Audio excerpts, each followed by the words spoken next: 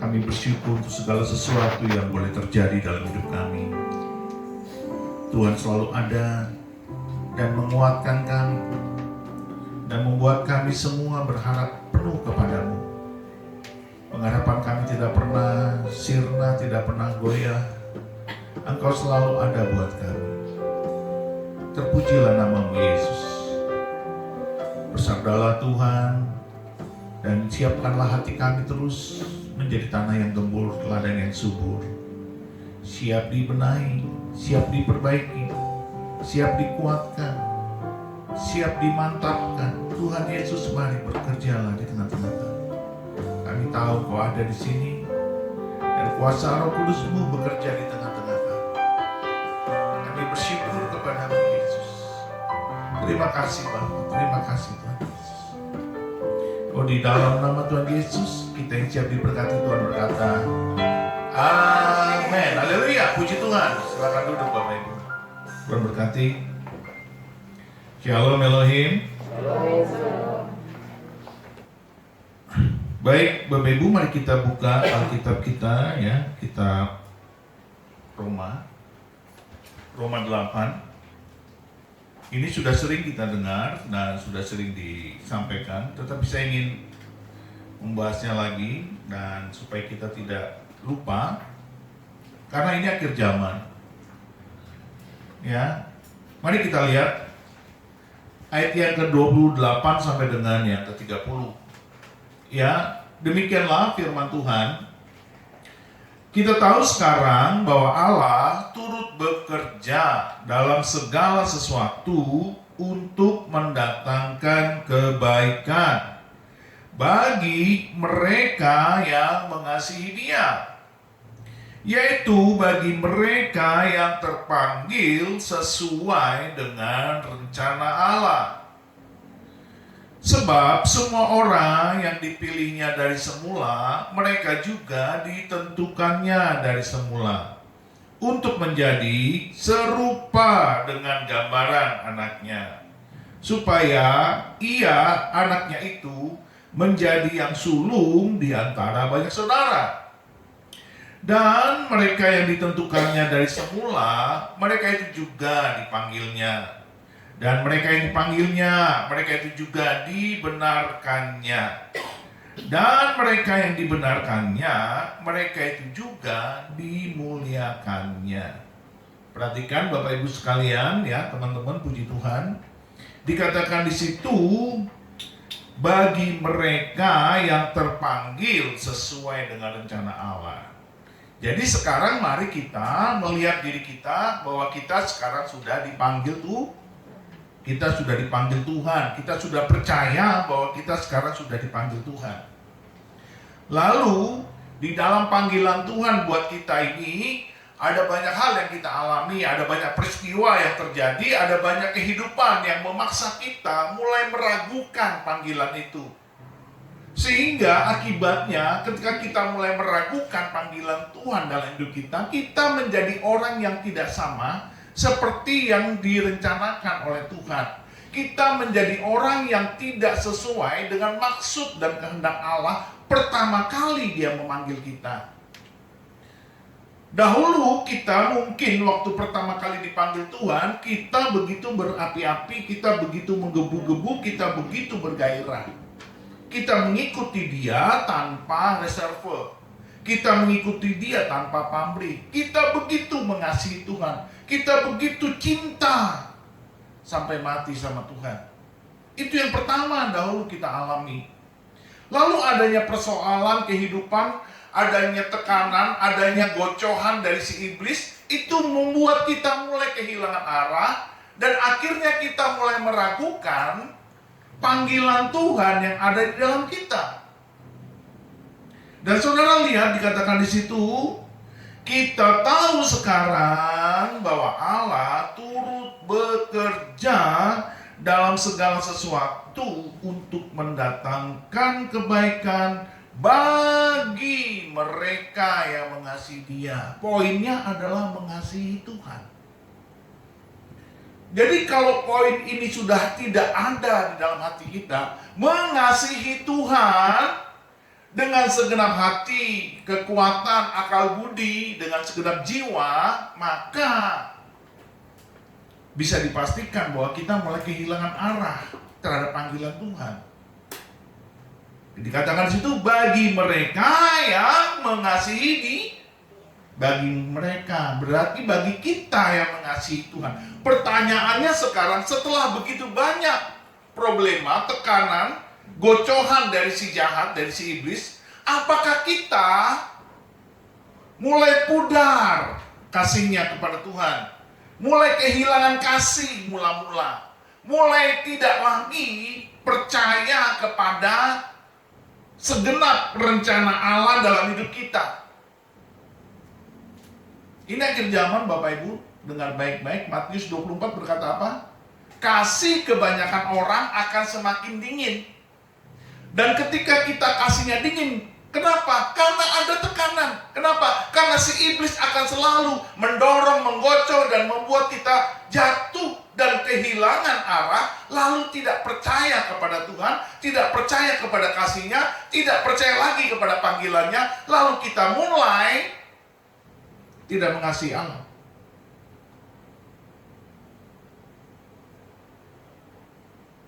Masa ada anak Tuhan, ya, namanya Kristen, ya enggak?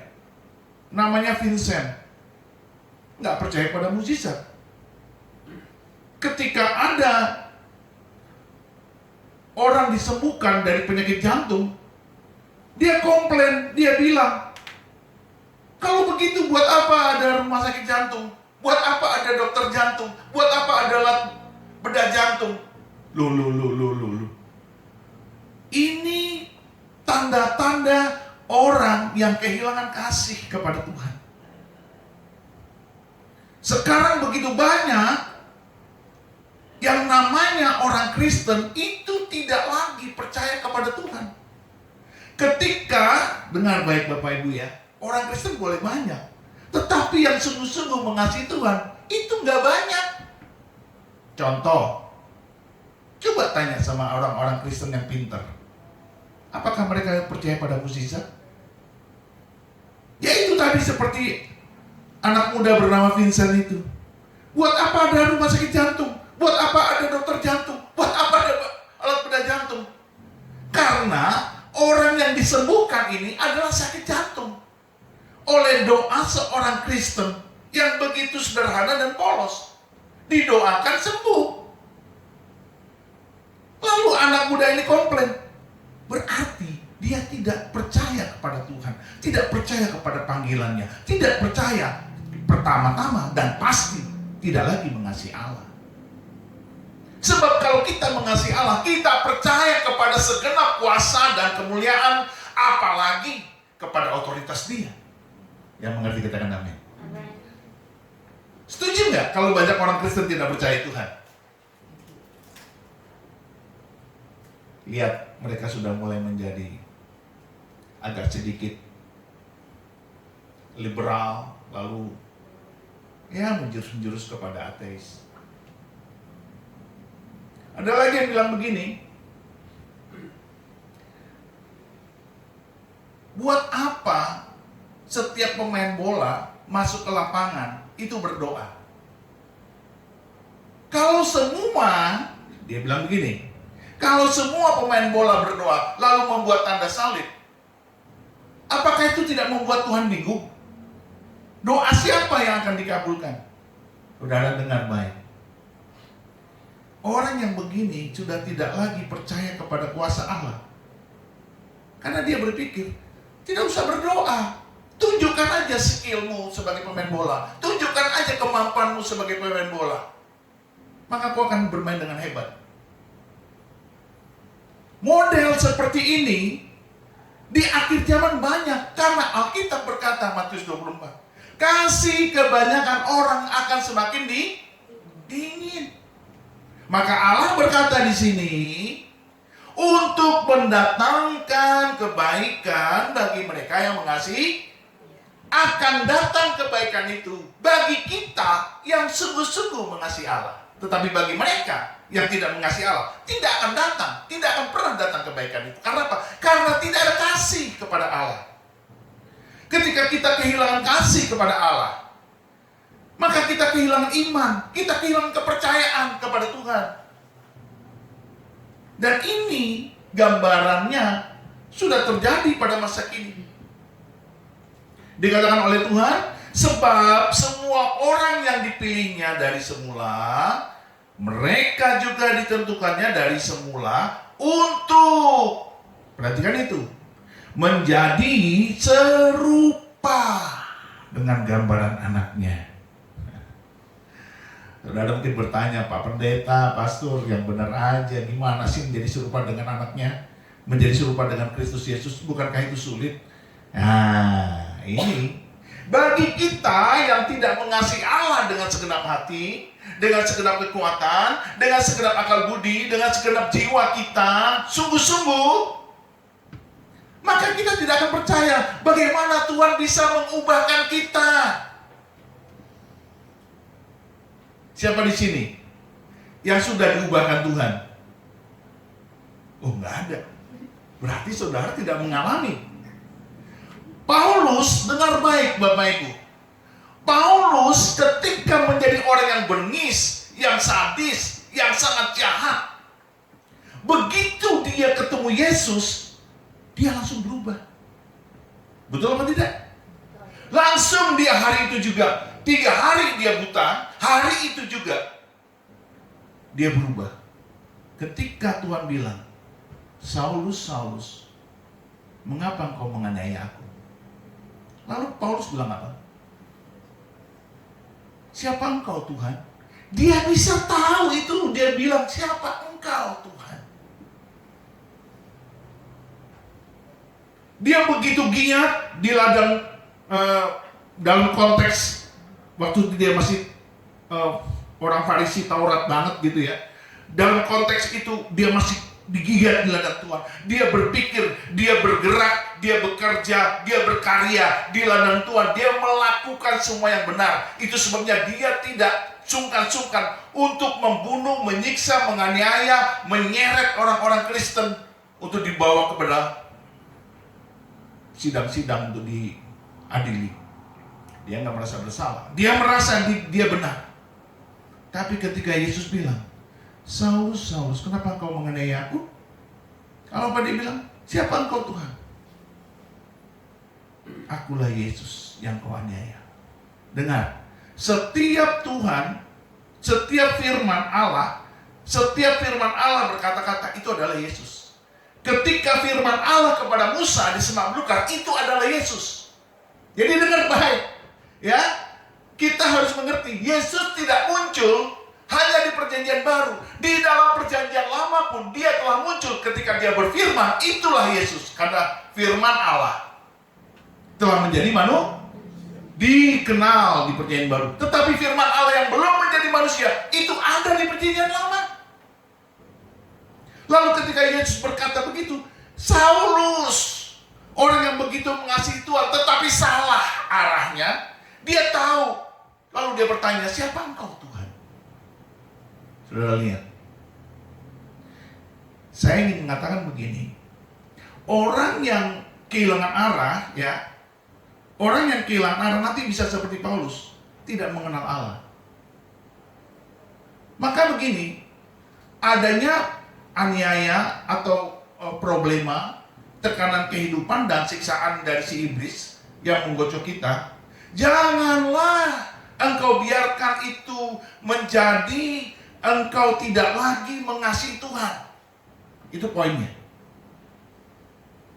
Ketika Alkitab berkata, kita tahu sekarang bahwa Allah turut bekerja. Jadi kalau kita tahu bahwa Allah turut bekerja, maka kita akan mengerti segala sesuatu yang terjadi, baik susah maupun senang, baik duka maupun suka, itu harus kita mengerti. Ada campur tangan Tuhan di situ. Sayangnya kita tidak mengerti lalu kita komplain. Nah, ini masalahnya. Ketika kita tidak mengerti, komplain demi komplain terjadi, rasa syukur tidak akan pernah muncul. Ketika Ketika syukur tidak pernah muncul, kita kehilangan kasih. Saya banyak bertemu dengan orang-orang, bahkan diri saya juga. Ketika kita banyak problema, kita kehilangan kasih kepada Allah. Kita komplain kepada Allah. Kita bertanya-tanya kepada Tuhan, kenapa saya begini?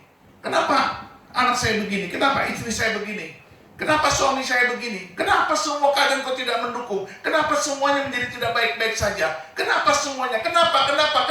Akhirnya kita kehilangan kasih dan meragukan Allah yang turut bekerja di dalam segala perkara. Iya atau tidak?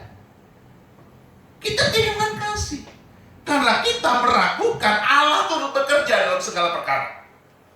Segala perkara itu kan bukan hanya perkara suka dan senang, tetapi juga suka dan duka. Segala perkara. Akhir zaman Bapak Ibu, kasih kebanyakan orang mulai dingin.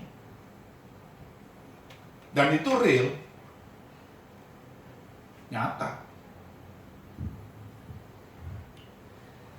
Sebab semua orang yang dipilihnya dari semula, mereka juga ditentukannya dari semula. Jadi perhatikan, kalau kita sudah dipilih Allah, maka kita ditentukannya untuk menjadi serupa. Katakan bersama saya, serupa.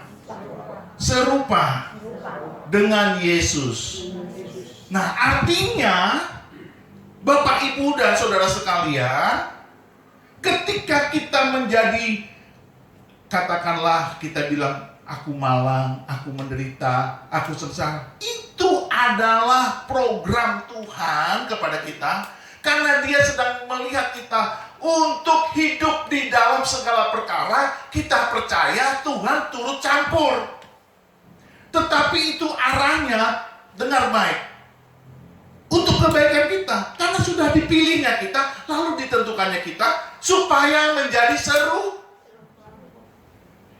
Kalau Bapak Ibu dan saya bilang begini, aduh Pak Pendeta tidak mungkin lah, aduh Pak Gembala ini gimana sih? Nggak mungkin kita sama dengan Kristus. Ketika kita banyak komplain, banyak bertanya, banyak kenapa, banyak mengapa, jelas kita tidak akan pernah serupa dengan Yesus. Tetapi orang yang mengerti rencana dan maksud Tuhan, mulutnya berhenti dengan kenapa. Mulutnya berhenti dengan mengapa. Tetapi hatinya keluar ucapan syukur. Puji Tuhan, terima kasih Tuhan kau baik, walaupun berurai mata. Betul tidak? Walaupun berurai air mata, kita bilang terima kasih Tuhan kau baik, Engkau mengasihi aku, Engkau tetap sayang sama aku. Terima kasih Tuhan. Walaupun kita sedang pedih, kita bilang Tuhan Engkau Allah yang baik. Itu artinya saudara sedang masuk di dalam penentuan untuk menjadi serupa dengan Kristus.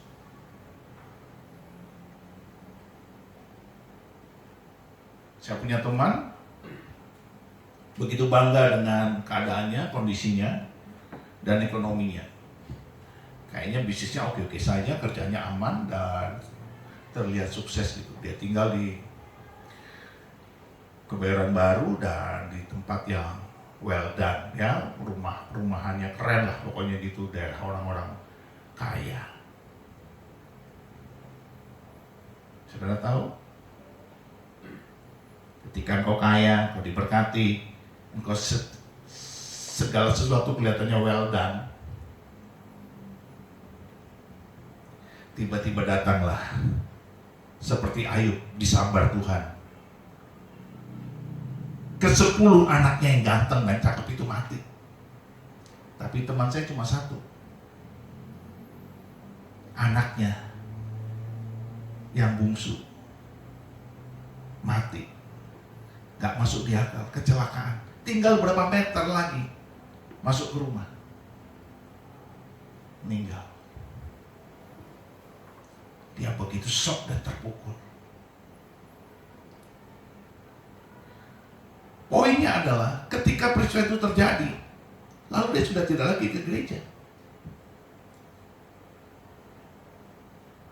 ketika tidak lagi ke gereja, itu membuktikan bahwa dia sedang bertanya, why? Kenapa? Mengapa? Dan akhirnya dia tidak ke gereja. Kalau di Amerika, orang tidak ke gereja, itu karena dia benci kepada gereja, benci kepada pastor atau gembalanya, benci kepada pendeta. Karena ditemukan banyak pendeta dan gembala yang tidak benar hidupnya. Lalu mereka keluar, tidak ke gereja, tetapi menjadi ateis. Kalau di Indonesia biasanya orang tidak ke gereja bukan hanya marah kepada pendeta, gembala, atau gerejanya, tersinggung dengan jemaat yang lain dan pengerja gereja, tapi juga kecewa kepada Tuhan untuk hal-hal yang dia tidak mau akui. Karena dia merasa kalau dia bilang bahwa saya marah kepada Tuhan, dia merasa dia dihakimi dan dia akan dikatakan, kamu sedang kecewa kepada Tuhan. Banyak orang tuh tidak mau dibilang kecewa kepada Tuhan, tidak mau jujur. Tapi ketika dia cerita, dia tidak ke gereja, saya tahu, tapi saya diam dalam hati. Saudara, apakah saya pernah kecewa kepada gereja? Pernah. Apakah saya pernah kecewa kepada Tuhan? Pernah. Tetapi semuanya itu saya selalu pelajari supaya saya semakin mengerti. Bukannya menjauh, no. Saya meninggalkan gereja selama 2 tahun ketika saya kecewa dengan itu gereja. Di situ saya berkarya, di situ saya melayani. Di situ saya mendharma baktikan kasih saya. Saya bertemu dengan hamba-hamba Tuhan yang gak benar. Saya bertemu dengan pendeta, saya bertemu dengan komunitas yang aneh. Gereja besar. Saya bilang, untuk apa saya di sini? Saya tidak mau terkamiri, saya tidak mau menjadi sama dengan mereka. Lalu saya tidak ke gereja itu 2 tahun. Padahal saya adalah seorang aktivis yang sungguh-sungguh pada Tuhan. Saya punya banyak anak murid rohani. Saya mendidik mereka sungguh-sungguh. Tapi ketika saya bertemu dengan teman-teman sejawat dan para pemimpin yang gak benar, karena tidak ada roh di situ. Saya tidak mengalami hadirat Tuhan. Saya tidak mengalami kasih. Saya tidak mengalami pengurapan. Semuanya serba munafik. Semuanya serba abal-abal. Pura-pura. Tetapi saya tetap di dalam Tuhan. Walaupun saya tidak bergereja. Saya tetap melayani, saya tetap memuridkan. Dan murid saya tetap saya genjot untuk mengasihi Tuhan, untuk belajar bagaimana berdoa, bagaimana menjadi seorang pendosa, bagaimana menjadi seorang penyembah, bagaimana mengasihi Tuhan. Tetap saya setia di dalam Tuhan. Sampai pada satu titik, saya kembali lagi ke gereja itu, dan saya lihat suasananya masih sama. Tapi saya sudah mulai bijaksana. Saya bilang, memang ada yang dipanggil dan ditentukan untuk menjadi serupa dengan Kristus. Tetapi ada yang menyia-nyiakan itu. Dikatakan di situ, yaitu bagi mereka yang terpanggil sesuai dengan rencana Allah. Jadi rencana Allah itu baik buat kita. Sebab semua orang yang dipilihnya dari semula, mereka juga ditentukannya dari semula. Jadi kita ini harusnya mengerti betul mengapa kita harus menjadi serupa dengan Kristus. Karena sudah ditentukan, Yesus itulah gambaran yang sulung dari seseorang yang harus kita tiru, kita harus teladani. Bagaimana kita menjadi serupa seperti dia. Kan Tuhan mendorong kita, memanggil kita, dan menentukan kita, itu sudah ada jalurnya. Jalur kita masing-masing beda. Ada yang di A, di B, di C, di D. Sesuai dengan karakter kita. Sesuai dengan talenta kita. Sesuai dengan maksud Tuhan. Masing-masing kita beda. Nah, ketika kita masuk jalur penentuan itu untuk menjadi gambar seperti Kristus, kenapa dibilang gambarnya? Hanya kita tuh nggak mungkin sama seperti Allah kalau nggak ada gambarnya. Gambarnya Yesus sebagai manusia, gambarnya Allah sebagai manusia adalah Yesus. Allah menjadi manusia, ya Yesus. Itu kita contoh dong. Tapi kita seringkali nggak mengerti. Kita selalu ribut dengan problema, kita selalu ribut dengan tekanan, kita selalu ribut dengan iblis yang menggocok. Yesus kan sudah bilang, burung di udara aku pelihara. Amin. Burung di udara aku pelihara. Masakan kamu yang lebih berharga daripada burung, lebih mulia, gambar dan rupaku ada padamu. Masakan aku membiarkan engkau? No. Tapi kita nggak mau mengerti. Kita hanya sibuk dengan keinginan kita. Itulah yang disebut kedagingan. Maka kita ini harus menjadi serupa dengan Kristus. Itu Tuhan mengikis semua kedagingan kita. Dikikis. Dipapras, kata orang Jawa. Dipotong, kata orang bule, di-trimming. Dipangkas kedagingan kita. Supaya yang lemah ini, kedagingan yang lemah ini jangan semakin kuat. Kedagingan yang melemahkan kita itu semakin lemah, dan yang muncul adalah manusia roh di dalam kita. Maka Yesus bilang, hiduplah oleh roh, bukan oleh daging. Dikatakan di situ, mereka juga ditentukannya dari semula untuk menjadi serupa dengan gambaran anaknya. Supaya ia, yaitu Yesus, anaknya itu menjadi yang sulung di antara banyak saudara. Apa artinya sulung? Sulung itu artinya contoh. Sulung itu artinya panutan. Yang namanya anak sulung selalu ingin dicontoh oleh adik-adiknya. Yang mengerti katakan amin. Yesus adalah sulung. Gambaran yang sempurna, yang patut ditiru, patut dicontoh, patut diteladani. Gaya hidup, cara menyikapi persoalan, cara mengampuni, cara mengasihi, cara berdoa, cara menyembah, tiru Yesus. Gitu loh. Cara menegur, tiru Yesus. Ketika murid-murid menangkap ikan di pantai Danau Galilea, Yesus tuh sudah tahu murid-murid itu sudah meninggalkan panggilannya untuk menjadi penjala manusia. Dia di pinggir pantai Galilea itu, dia diam, dia tanya, anak-anak, adakah lauk pauk padamu? Itu murid yang jago nangkap ikan, yang ahli expert di bidang penangkapan ikan. Dari malam sampai pagi nggak dapat itu ikan. Yesus cuma bilang, tebarkanlah jalamu di sebelah kanan. Dan hari itu dia tidak menegur dengan sebuah kemarahan, kalau kita kan biasa begitu kan. Kalau anak nggak nurut kita marah, suami nggak nurut kita marah, istri nggak nurut kita marah, semua teman yang tidak sesuai dengan ini kita marah. Tapi Yesus baik caranya. Dia kasih berkat mereka. Taburkan jalanmu sebelah, dapatlah itu ikan, dapatlah itu berkat, begitu banyak. Dan yang terakhir dia cuma bilang, Simon, apakah kau mengasihi aku? Itu di Yohanes 21. Apakah kau mengasihi aku? 3 kali. Cukup dengan kata itu, Simon Petrus langsung down. Simon Petrus langsung kena mental. Simon Petrus langsung bertobat. Kata Simon itu berasal dari kata sema.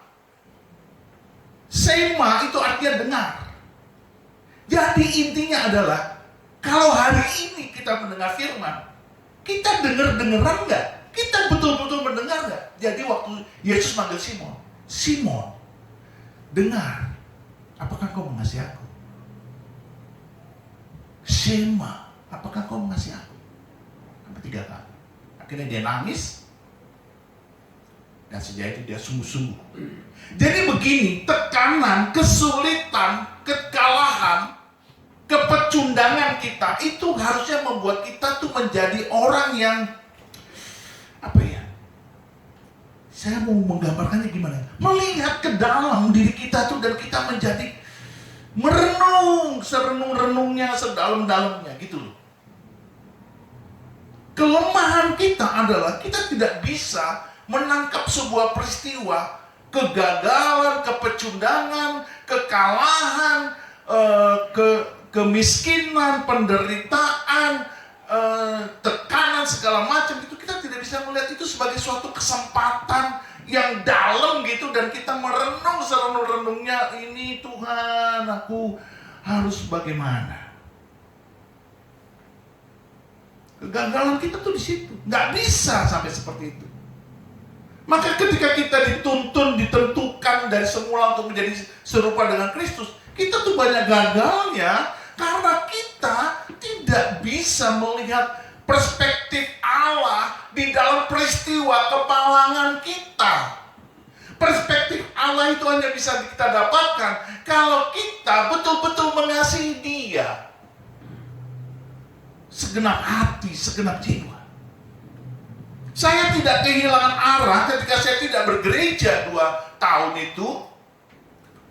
Saya tidak peduli anak-anak saya tidak sekolah minggu, tetapi saya tetap melayani, mengasihi, dan saya terus berdoa buat istri dan anak-anak saya, mendidik mereka dalam kebenaran. Saya tidak kehilangan arah. Walaupun saya marah dengan lingkungan pelayanan saya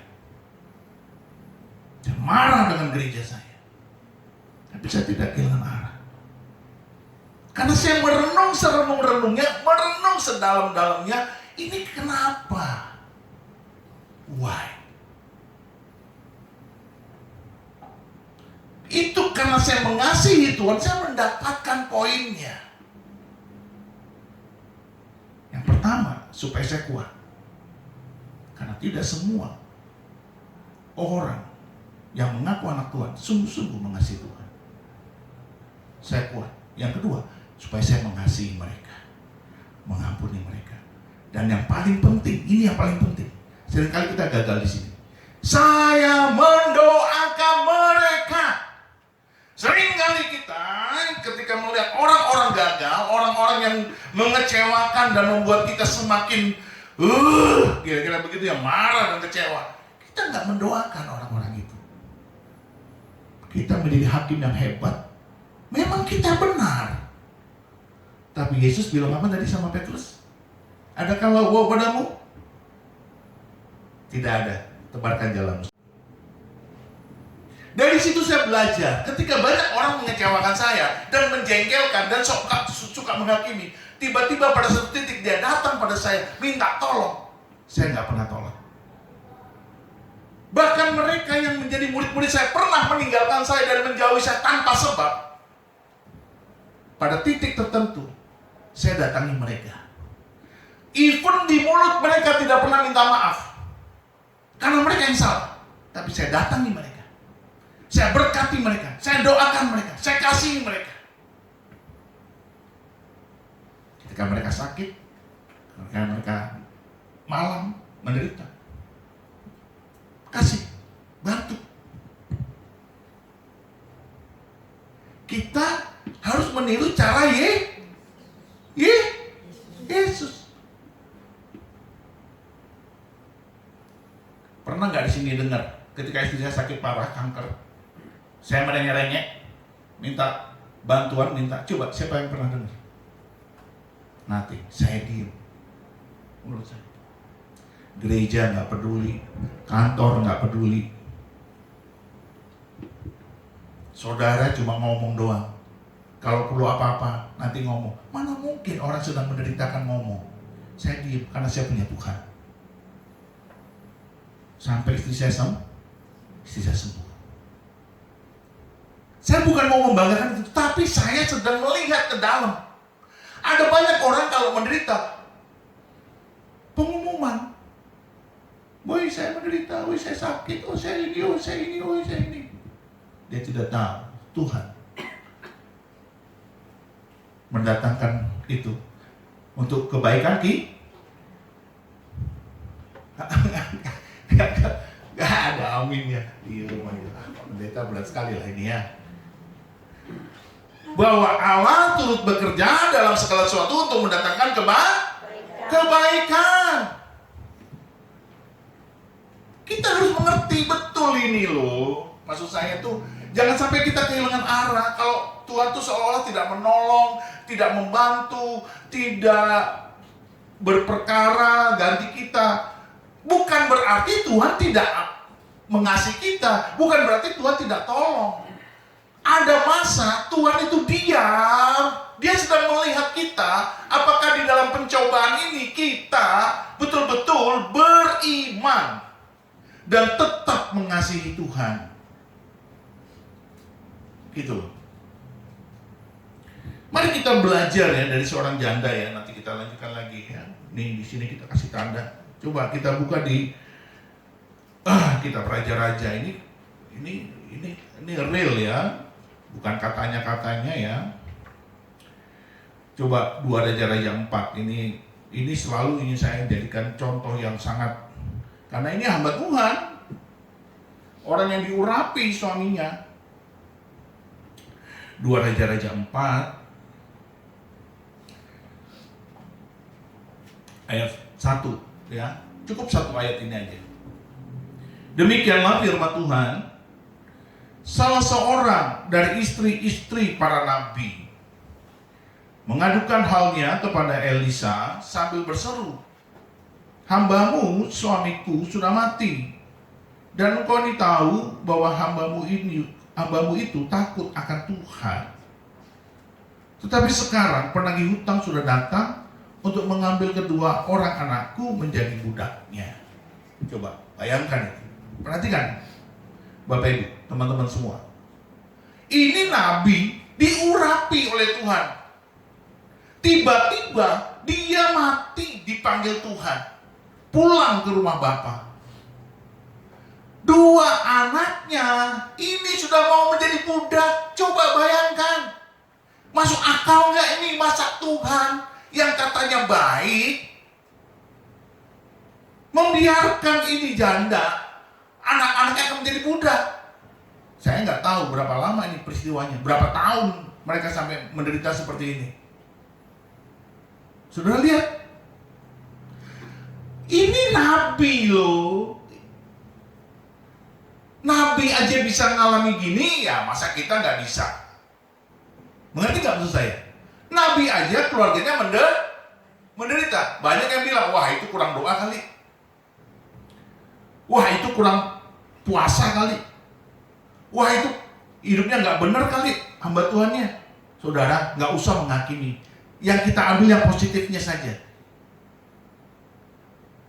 Di dalam penderitaan ini, ya saya kan berdoa dan Tuhan kasih hikmatnya. Tuhan mengajarkan kepada ibu dan anak-anaknya supaya mereka tetap teguh dan percaya kepada Tuhan. Tidak diceritakan, mereka tidak komplain. Di mana komplainnya? Di mana mereka mengapa-mengapanya? Di mana kenapa-kenapanya? Mereka tidak ada diperlihatkan. Tetapi, ya, dengan bangganya ibu ini datang kepada Elisa, dia bilang begini, hambamu, suamiku sudah mati, dan engkau ini tahu bahwa hambamu itu takut akan Tuhan. Bahasa Ibrani takut akan Tuhan itu berarti dia mengasihi Tuhan dengan segenap hati dan melakukan pekerjaan Tuhan dengan sungguh-sungguh. Yang mengerti katakan amin. Ini bahasa Ibrani, kita perjanjian lama. Nah kita, waktu didapati Tuhan kita menderita, adakah kita masih takut akan Tuhan? Adakah kita masih mengasihi Tuhan? Apakah kita masih berdoa? Apakah kita masih melayani? Apakah kita masih berapi-api? Apakah roh kita masih bernyala-nyala? Kan gitu kan? Saya tinggalkan 2 tahun gereja itu, tapi catatan melayani Tuhan. Dan saya tidak lupa untuk mendoakannya. Tetap berapi-api. Kalau saudara belum mengalami poin seperti janda ini, jangan bilang engkau mengasihi Tuhan. Kalau saudara mungkin bilang, aduh Pak Pendeta, mohon maaf saya tidak mau mengalami seperti itu. Oke, puji Tuhan, tetapi ada cara lain Tuhan mendidik engkau supaya engkau segambar dan serupa dengan Kristus. Amin. Ada cara Tuhan. Karena masing-masing kita punya jalurnya sendiri untuk seperti Kristus. Tidak semuanya sama. Dan mari kita kembali lagi ke Roma 8 ini, ayat 29. Sebab semua orang yang dipilihnya dari semula, mereka juga ditentukannya dari semula untuk menjadi serupa dengan gambaran anaknya, supaya ia, anaknya itu, menjadi yang sulung di antara banyak saudara. Dan mereka yang ditentukannya dari semula, mereka itu juga dipanggilnya. Saudara lihat itu. Di awal dikatakan kita dipilih, lalu ditentukan. Setelah ditentukan, kita dipanggil. Hari ini saya mau bertanya kepada semua kita di sini, apakah panggilan Tuhan masih ada pada kita? Dan kalaupun masih ada panggilan Tuhan pada kita, pertanyaan kedua adalah, apakah kita masih relevan dengan panggilan Tuhan itu? Apakah kita masih sama dengan panggilan Tuhan itu? Bergerak di jalur yang sama, bergerak di jalan yang sama dengan panggilan Tuhan itu. Karena Tuhan tidak menghendaki kita ini binasa. Binasa itu artinya apa? Mati kerohanian kita. Binasa itu artinya apa? Mati iman kita. Binasa itu artinya apa? Mati kasih kita. Tuhan tuh gak ingin. Ingat ya di Matius, jalan untuk menuju kehidupan itu pintunya sesak. Artinya pintu yang sesak itu adalah mendorong kita, mendrive kita untuk mengerjakan keselamatan kita dengan takut dan gentar. Dan Tuhan bilang, lebarlah pintu dan luaslah jalan yang menuju kepada kebinasaan. Artinya orang-orang yang tidak mau dididik oleh Roh Allah, tidak mau dididik oleh firman Allah, tidak mau dididik oleh Allah, tidak mau menjadi segambar dan serupa dengan Yesus, walaupun sudah dipilih dan ditentukan, tetapi panggilannya tidak lagi relevan dengan dia. Banyak yang seperti itu. Sekarang kan banyak punya alasan, sibuklah, inilah itulah, tidak melayani Tuhan. Selalu ada alasan. Lebih mementingkan hal-hal yang sifatnya dipuji oleh dunia sekuler, supaya mungkin lebih mementingkan pekerjaannya. Itu banyak. Saya tidak mau menghakimi, tapi saya mau mengatakan, kalau engkau mengasihi Allah, engkau akan punya cara dan minta sama Tuhan. Bagaimana cara engkau tetap melayani Tuhan dan jalanmu itu sesuai dengan panggilanmu. Minta sama Tuhan, berdoa. Jangan cuma diam dan ngikuti arus dunia kiri kanan. Wah, sibuk bekerja, ya udah bekerja aja, gak pelayanan. Wah, sibuk mikirin diri sendiri, udah kehilangan kasih mula-mula. Tidak mau menabur, tidak mau memberi, tidak mau peduli.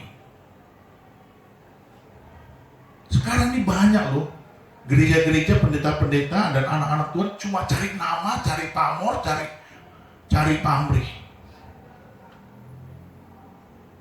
Kalau hakiki kita mengikuti Tuhan, itu harus menjadi segambar dan serupa dengan Allah. Itu tadi, bagaimana kita menegur, bagaimana kita mengasihi. Yesus kan begitu menegurnya. Simon, apakah kau mengasihi aku? Keren banget. Orang tuh yang dalam ya, kalau dia iman dan kasihnya dalam, dia melihat saja, dan dia cuma liatin aja. Itu orang yang dilihatin udah merasa bersalah. Nah itu Yesus.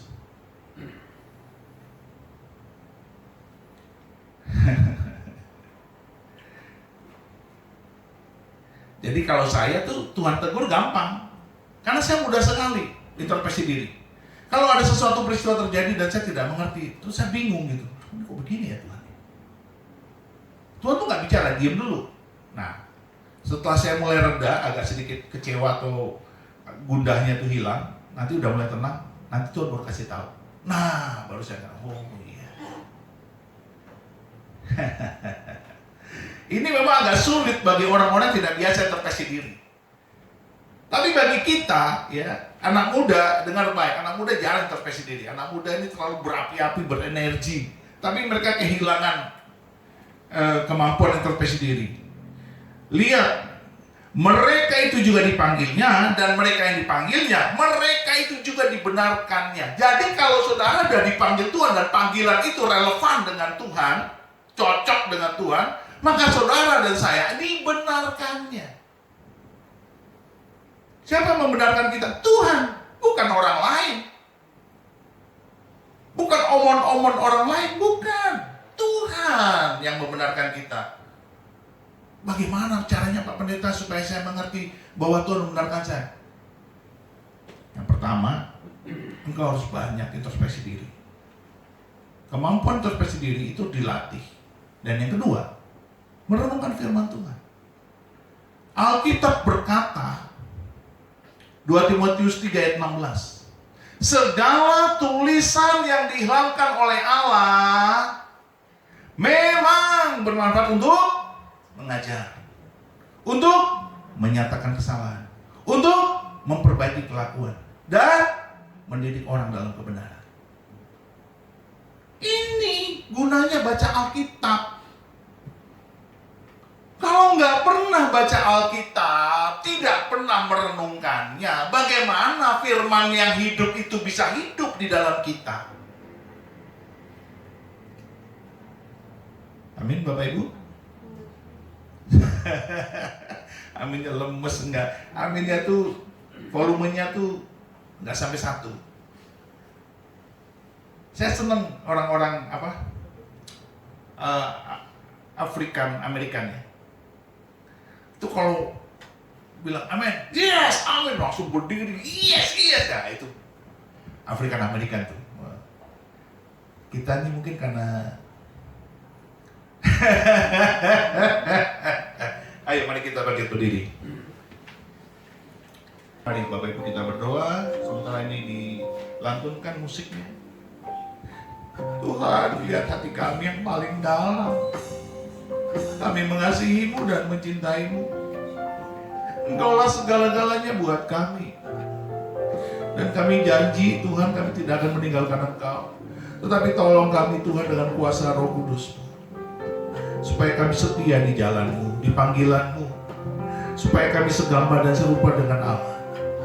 Di dalam tutur kata, perilaku, karakter, sifat, kami tidak mampu Tuhan, tetapi Kau mampukan kami. Sebab telah terbukti bagaimana Paulus berubah dan menjadi hamba-Mu yang dahsyat. Tuhan, kami mengasihi-Mu. Oh Yesusku, ku cinta Kau selamanya. Sekali Yesus, selamanya Yesus. Harapanku tak akan hilang, karena kasih-Nya padaku ada. Oh Yesusku,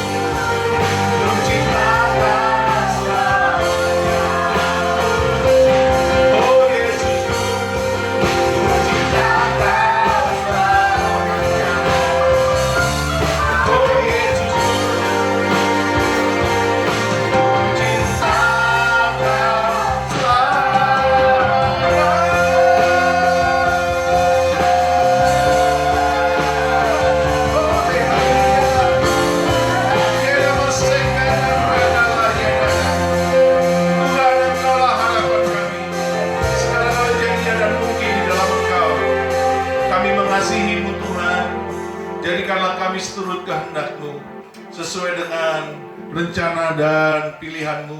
Engkau yang menentukan kami dan Engkau yang memanggil kami. Kami pasti dibenarkan Tuhan tatkala kami benar-benar relevan dengan panggilan-Mu. Terima kasih Bapa. Terpujilah nama-Mu Yesus. Engkau berkati jemaat-Mu yang mengasihi-Mu Tuhan. Benarkan mereka di hadapan-Mu Tuhan. Mari Roh Kudus berkuasa atas anak-anak-Mu, hamba-hamba-Mu ini. Dan biarlah mereka serupa dan segambar dengan Engkau sampai pada kesudahannya. Hanya Engkau Tuhan yang sanggup mengubahkan kami. Terima kasih Bapa. Di dalam nama Yesus kita yang percaya berkata, amin. Haleluya. Terpujilah nama Yesus. Tuhan berkati saudara. Silakan duduk. Kita semua diberkati, amin. Haleluya. Terima kasih kepada Bapak Gembala yang telah menjadi saluran berkat.